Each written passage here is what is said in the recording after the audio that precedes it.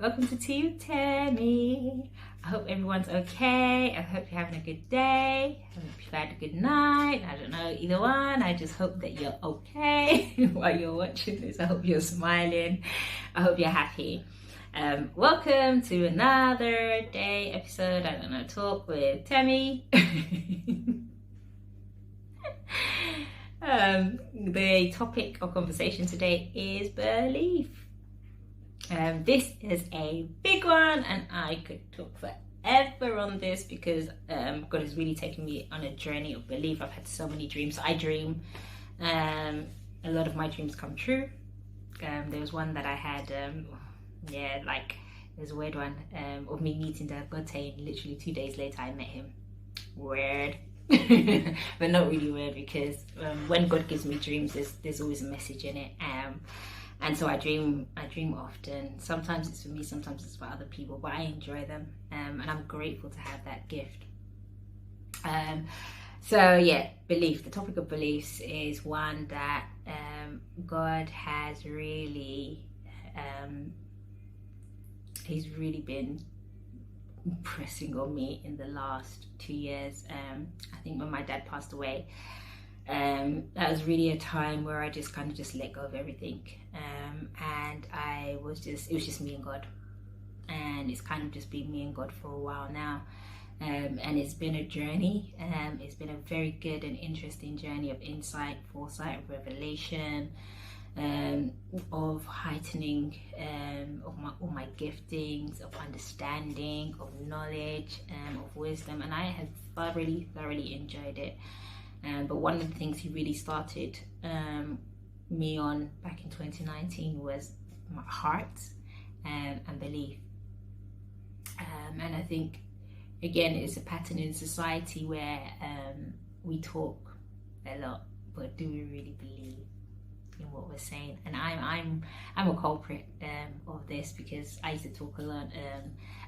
At one point back in the days when I was younger, oh my God, I believed so much that things would just happen, bam, bam, bam, bam, bam, and then I stopped believing, because of external influences, because of my environment, because of things that were going on around me, and I lost the faith to believe. But I was talking, and I was talking, but I didn't believe. And I think that's half the problem that we have in the world today, is that we know how to talk the talk, but just because we're talking the talk doesn't mean that we believe in what we're talking about. And so when things are not manifesting, or things are not happening quickly enough, it's a good thing to go back and sit down and ask yourself, well, do you really believe?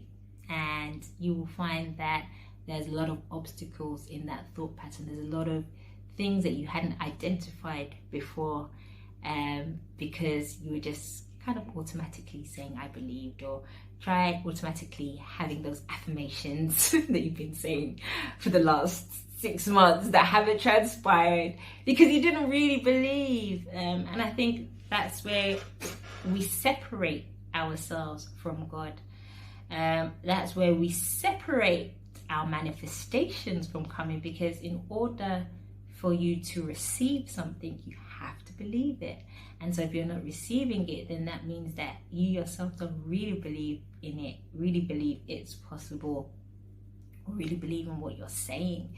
And that is a separation. And whether you like it or not, it's a separation from yourself. It's a separation from the presence of God within you. So belief is a very big deal. And I have found that the easiest way to believe is through the word of God and imagination. So in the Bible it says, write your vision down, make it plain. It also says God created the end from the beginning. And the way I've taken that interpretation of revelation is that everything that you believed, you desired, especially when you're younger, was already made possible. It's there. And there was no restrictions, because in your mind you could see it. And that's how I used to operate. In my mind, I could see if I wanted something, oh my gosh, I could see myself already. Yeah, I got that.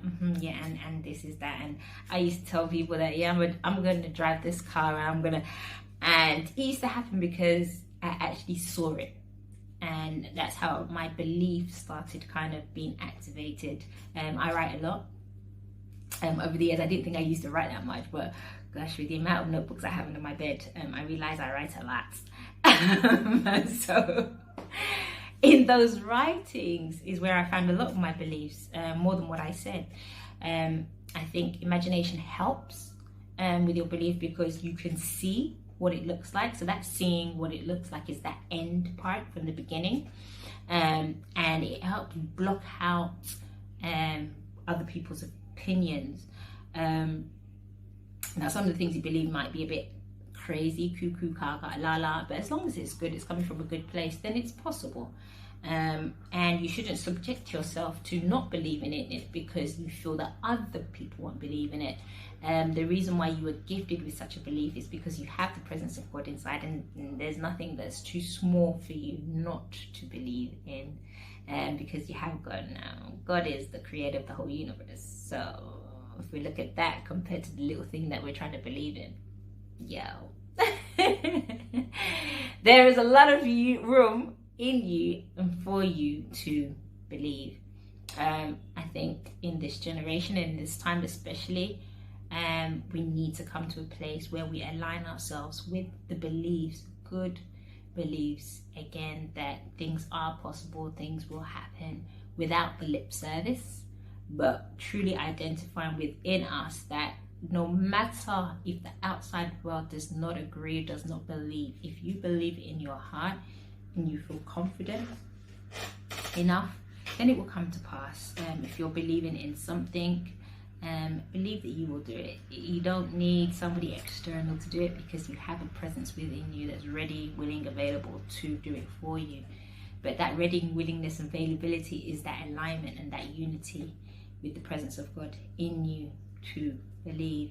And so when you get to that place of, do you know what, F fear, excuse my French, and that is fear of other people, fear of yourself, fear of what could happen, if it's going to happen, if it ever will happen, F it, and actually just, you know what, I said it, and if I believe it, and have that boldness to say it, and therefore I believe it, and sit back and relax, because you know it's like getting on a plane and you going to Jamaica or Nigeria, wherever, and knowing that you're going to get there in one piece. You don't second guess it, because in that instant you believe that I'm going to get there safely.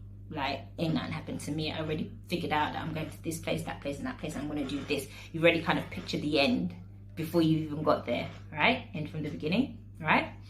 So again, with your beliefs, you need to get to that place where you're so confident, whether you have the world on your shoulders backing you, or you have just yourself, which is more than enough, because you carry the presence of God inside of you. Remember that?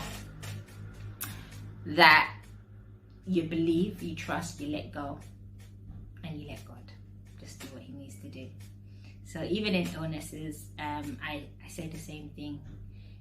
Most times it's the fear that kills most people.